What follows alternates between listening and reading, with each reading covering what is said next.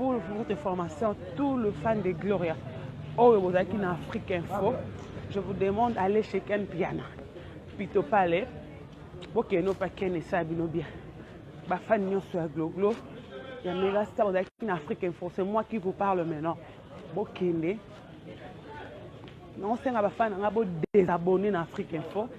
Bokende na film singa na option bibeko sikanga na osala eloko na nga soki zamba singi et salanga bien makasi pour votre formation tous les fans de Gloria oh vous êtes en Afrique Info je vous demande d'aller chez Ken Piana Pito Palais bokende no pa Ken et ça bien ba fan nyon sur Glo il y a méga star vous êtes en Afrique Info c'est moi qui vous parle maintenant bokende non, c'est un fan, on a beau désabonner en Afrique Info. Bokende na film. Si on a obtenu bibeko sikanga na osala, eloko na nga soki zamba singi et salanga bien makasi. Et moi yango lelo Sariana azana samabile tombe peka un vendredi. Un vendredi, je vais fonder Kebo. Merci à tout le monde. Merci à l'émile de Star Congolaise Marie-Laure. Merci à toi. Merci beaucoup à Fali Popa. Mon frère, je te porte dans mon cœur. Merci aussi à Eric Wata. Merci à les Bogards, Cappuccino. Merci pour vos messages. Beaucoup melenga.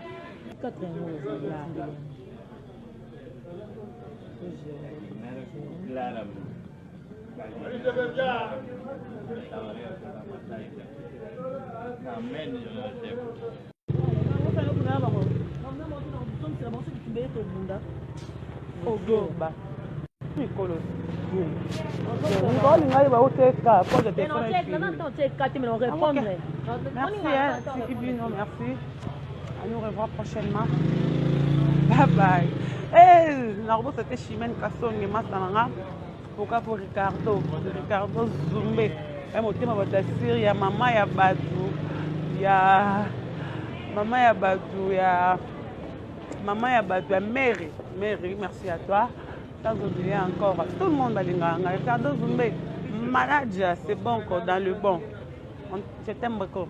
Je bien contrôler la Grèce par rapport à tout le monde. Je dis merci à mon Dieu parce que je me disais Nakosuka wapi. Nous avons salinga boy pour na nini. Nous avons nini comme linga perdre un enfant.